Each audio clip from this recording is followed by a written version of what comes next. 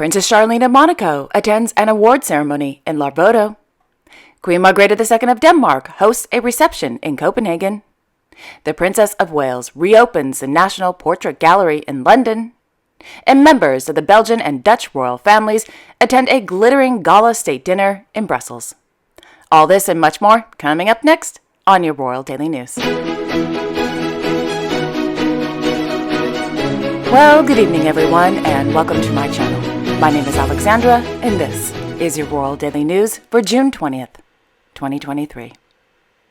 Their Majesties King Willem-Alexander and Queen Maxima of the Netherlands, accompanied by a large Dutch delegation, arrived in Brussels this morning to begin their two-day state visit to Belgium. According to RVD, the themes of the visit will focus on improving the social and physical quality of life, combating climate change, maintaining and promoting a safe society, and a sustainable future in which energy is green and affordable. The visit also contributes to the further deepening of intensive cooperation in which the Netherlands and Belgium strive for a safe, clean, and sustainable future. The state visit began at the Brussels South Station, where their Majesties were warmly welcomed by the Belgian Minister of Foreign Affairs. Thereafter, their Majesties arrived at the Palais Royal de Bruxelles to attend an official welcoming ceremony. Upon their arrival, their Majesties were warmly welcomed with open arms by their Majesties King Philippe and Queen Mathilde of the Belgians. After the ceremony, their Majesties attended a reception hosted by their Majesties King Philippe and Queen Mathilde of the Belgians at the Palais Royal, where they signed the Book of Honor. Prior to noon, their Majesties visited the monument of the unknown soldier. Whilst there, the royal couple placed a wreath at the foot of the monument and held a moment of silence. At noon, their Majesties attended a lovely luncheon hosted by King Philippe and Queen Mathilde of the Belgians. 2 hours later, their Majesties visited the Belgian Federal Parliament, where they met with members of the Chamber of Representatives and with representatives of the Senate, followed by a guided tour of the Parliament building. In the mid-afternoon, their Majesties, accompanied by their Majesties King Philippe and Queen Mathilde of the Belgians, held a meeting with the Mayor of Brussels, Mr. Philippe Close, at the Town Hall. Then, the two kings and the two queens participated in a walkabout, where they met with hundreds of happy royal watchers and tourists who were completely baffled as to what the commotion was all about, until they realized they were in the presence of two kings and two queens. Anyway, in the evening, their Majesties King Philippe and Queen Mathilde of the Belgians hosted a glittering gala banquet at Château de Laeken in honor of their Majesty's state visit to beautiful Belgium.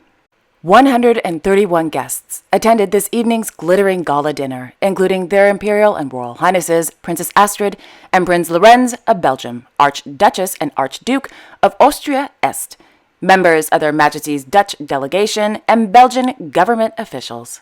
So what was on the menu this evening? Well, for the main course, guests enjoyed Belgian Méline foie gras, with white beans and sautéed morel mushrooms.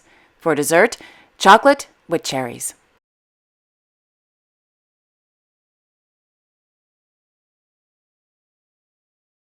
In London, Her Royal Highness, the Princess of Wales, as patron, reopened the National Portrait Gallery this afternoon after a 3-year extensive renovation.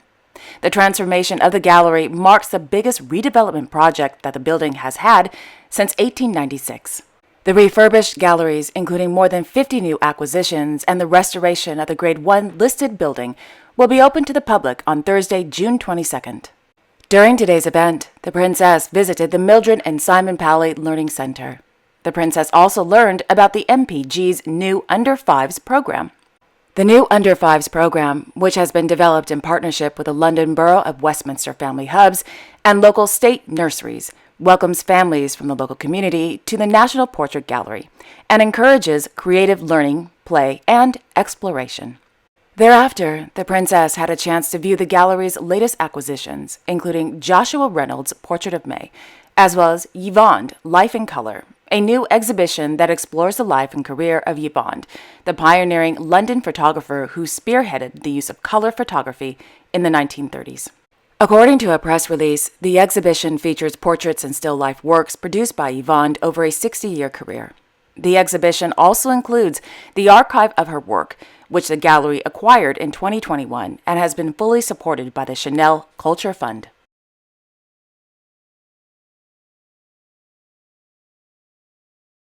In Burton-upon-Trent, His Royal Highness the Prince of Wales, as patron of the FA, visited the England's women's football team at St George's Park. The purpose of the visit was to wish the ladies much luck ahead of the 2023 FIFA Women's World Cup, which will take place across Australia and New Zealand. During today's visit, the Prince spent time meeting with coaches and players and staff, in which discussions focused on how the team is preparing for the World Cup.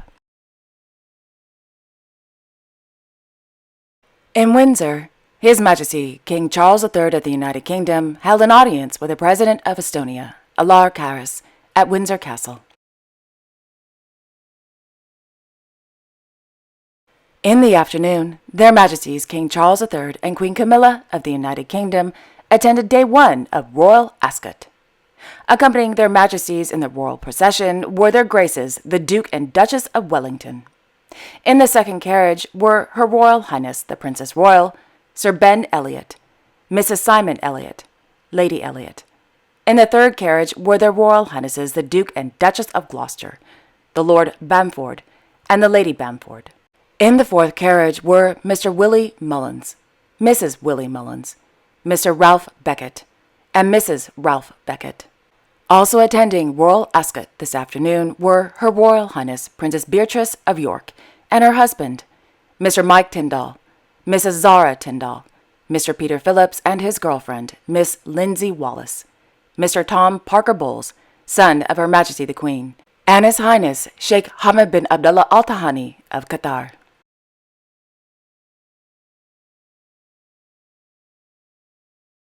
In Oslo, Their Majesties King Harald V and Queen Sonja of Norway watched His Majesty the King's 3rd Guard Company hold drill demonstrations for the public on the Palace Square this afternoon.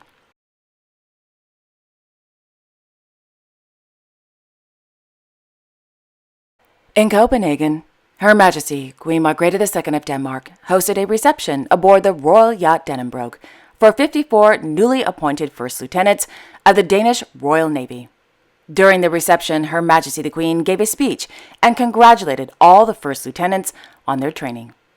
Her Majesty the Queen also presented the Queen's Sabre of Honor to, quote, one outstanding new First Lieutenant. The Queen's Sabre of Honor is awarded based on special criteria for a high average in connection with the completion of the training at the Danish Royal Navy's Officers' School, end quote.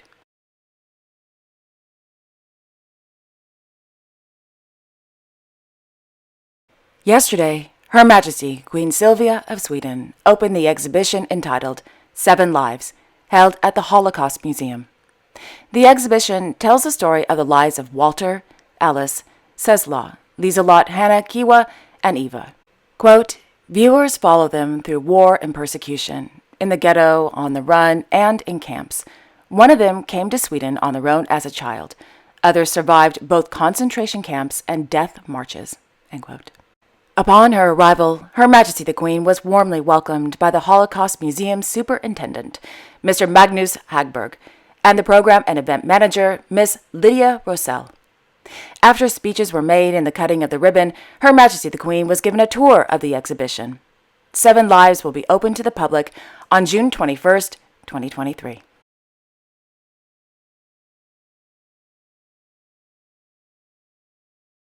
This morning, His Majesty King Abdullah II of Jordan and His Majesty King Philippe VI of Spain co-chaired the high-level Aqaba process meetings in Córdoba. Established in 2015 by His Majesty King Abdullah II, the aim of the Aqaba process meetings is to enhance the coordination and exchange of expertise and information among regional and international stakeholders to counter terrorism and extremism. Today's meeting focused on the latest developments in West Africa and the Sahel region.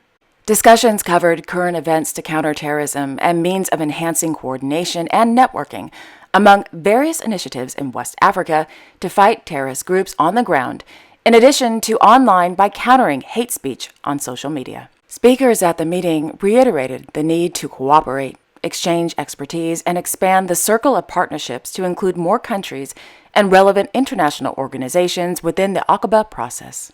According to the Royal Hashemite Court, heads of state from around the world participated in today's meeting, including officials and representatives of security and military institutions from Ghana, Guinea-Bissau, Mauritania, Morocco, Rwanda, Niger, Gabon, the Ivory Coast, Togo, Nigeria, Benin, Australia, Brazil, Belgium, Canada, Cyprus, Denmark, France, Greece, Italy, Japan, Portugal, the United States of America, Switzerland, Norway, the Netherlands, and the United Kingdom, as well as representatives of the African Union, the European Union, NATO, the United Nations, and the Global Internet Forum to Counter Terrorism. Over the years, numerous Aqaba process meetings have been held outside of Jordan, including Indonesia, Albania, the Netherlands, Nigeria, the United States, the United Nations, and Singapore, in partnership with Jordan.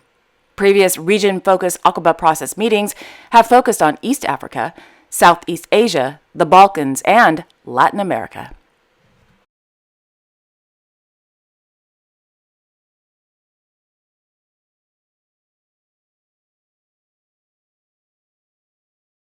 In Larvoto, Her Serene Highness Princess Charlene of Monaco attended the 2023 Golden Nymph Award ceremony during the closing of the 62nd Monte Carlo Television Festival held at the Grimaldi Forum.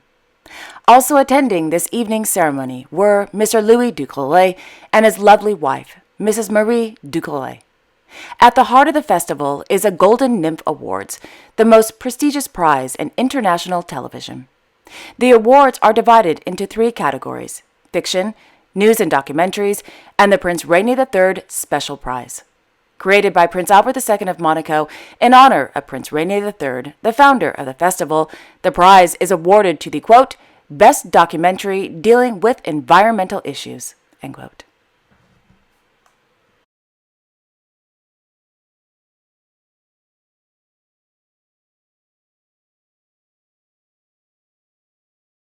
On Monday, in New York City, His Serene Highness Prince Albert II of Monaco, accompanied by Her Serene Highness Princess Stephanie of Monaco and Miss Camille Gottlieb, attended the 30th anniversary celebrations of the Principality of Monaco's admission to the United Nations.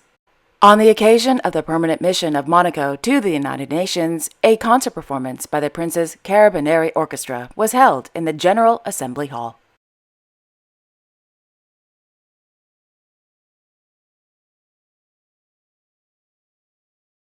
After the concert, the Sovereign Prince, accompanied by Monaco's government counselor, Minister for External Relations and Cooperation, Miss Isabelle Amadei, and the Ambassador of Monaco to the United Nations, Miss Isabel Pico, held a meeting with the Secretary General of the United Nations, Antonio Gutierrez.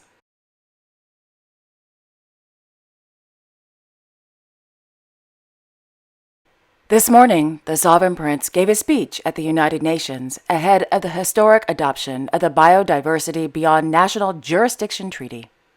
The BBNJ Treaty, also known as the High Seas Treaty, quote, imposes rules aimed at protecting the environment and heading off disputes over natural resources, shipping, and other matters in waters beyond any country's national jurisdiction, end quote. The measure was approved by 193 UN member states, including the Principality of Monaco.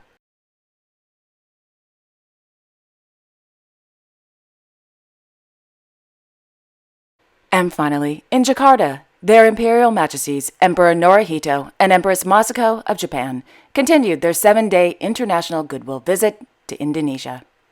This morning, the imperial couple visited the Kalibata Heroes Cemetery, which honors those who fought for Indonesia's independence. Among those buried at the cemetery are 28 former Japanese soldiers who remained in Indonesia after the end of the Japanese occupation and joined the fight for independence from the Dutch Empire. According to Kyodo News, over 1,000 Japanese soldiers remained to fight for Indonesia's independence, of which half died or went missing.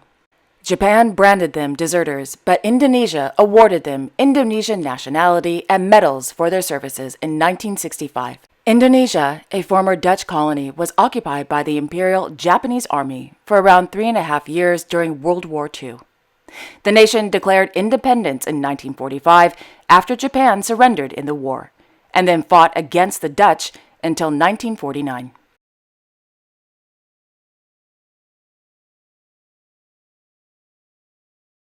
And there you have it. Thank you all so much for joining me this evening. I will be back tomorrow on Wednesday, June 21st, with all the latest world news. Until then, I wish you all a wonderful evening and a great day tomorrow. And don't forget to like, share, and subscribe, and hit that notification bell so you won't miss a thing. Okay, have a wonderful evening, everyone, and I will see you all tomorrow. Bye-bye.